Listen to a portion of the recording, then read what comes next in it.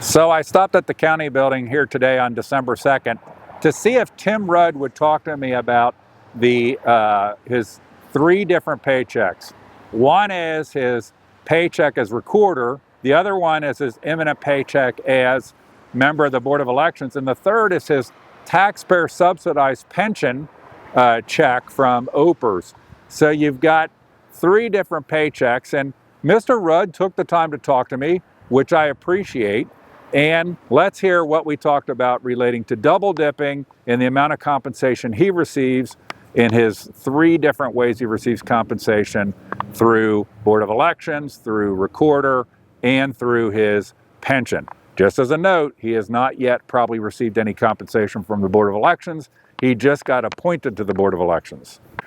Okay, I'm standing here with recorder Tim Rudd, who has offered to talk to me about, because I asked him a question about compensation and so forth, and I got to give him props for he's talking to me standing right here, so he did it. So one of the things that people bring up is that you have different people that what they call double dip, where they collect a pension while they're also collecting a taxpayer paycheck. It happens a lot with teachers and police. That would be a very common place it happens. It also happens with elected officials. There are different ways it happens with elected officials.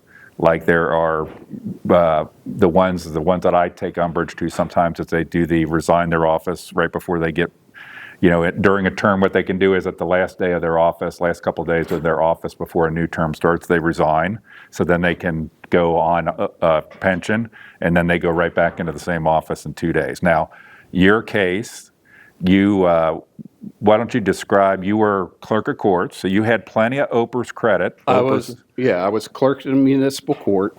At the time that I lost the election, I had 36 years in. Okay. And of course, no income or anything after losing the election. Okay. So at that point in time, By the way, 36 years, how many years were you clerk of courts? I was clerk for 18 terms. Okay, and then before that, you were like township trustee? No, or like I what was kind of things I was the clerk administrator for the clerk of the common police court. Okay. And prior to that, I was a tax commissioner agent for the House Department of Okay. So you had Taxation. a long career of being in government stuff. Okay. So at the end of when I was defeated for election after 36 years, I decided to retire. Okay.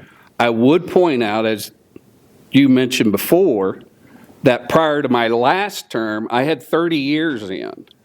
Which means you could have pulled the resign and get re-put into office. Correct. Okay. I could have retired then and collected retirement and my clerk's salary at the time. Okay. And then when you ran for auditor, one of the things you ran on was that you were not going to, I think at that time you were out. No, I was retired. You were retired at that point in time. I retired in December of 21. Okay, so just to put some numbers on it, and by the way, he's not doing anything wrong. Like it's not, but by the way, I always think that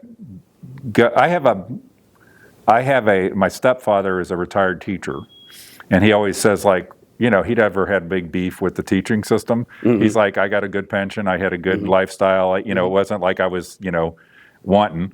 So just when I look at the numbers, which he provided, I asked him, so I didn't have to go digging for him.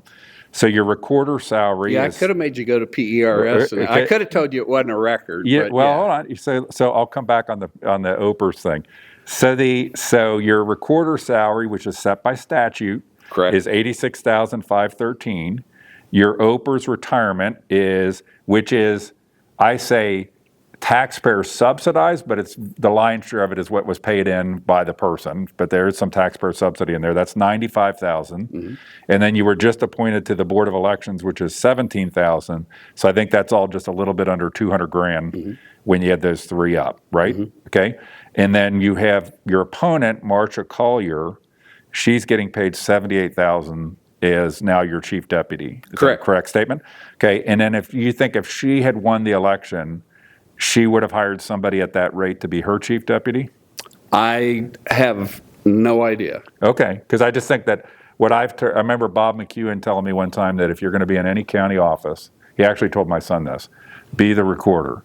Because Bob McEwen said the recorder is, you get paid as much as everybody else, but you actually, it's not as hard. You're not as stressed. Well, Let me just put it that way. You're not as I stressed. will admit the stress level is lower than it was at And Muni. clerk of courts? But Okay. it's the same situation there was at Muni. I mean, at the time that I was running for election. Okay. If you remember, I said I wasn't going to double dip. Yeah. I had no intention of retiring until I was done with the clerk's So you were out of office. Correct. Okay. And you can make the same analogy there because I believe that Paul Camphouse, my successor, was retired. Okay.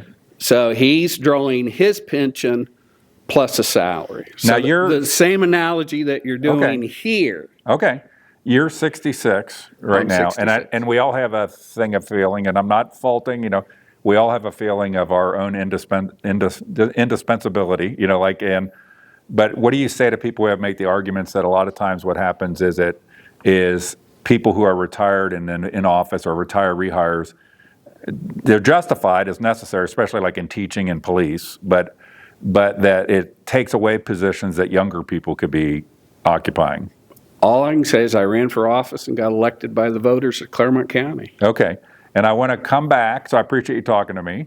The OPERS thing, when you said you could have maybe go to OPERS, there's only one time I ever went to OPERS to get pension information. And I don't know if you know this, you probably know this, but I just thought this tells you how government operates.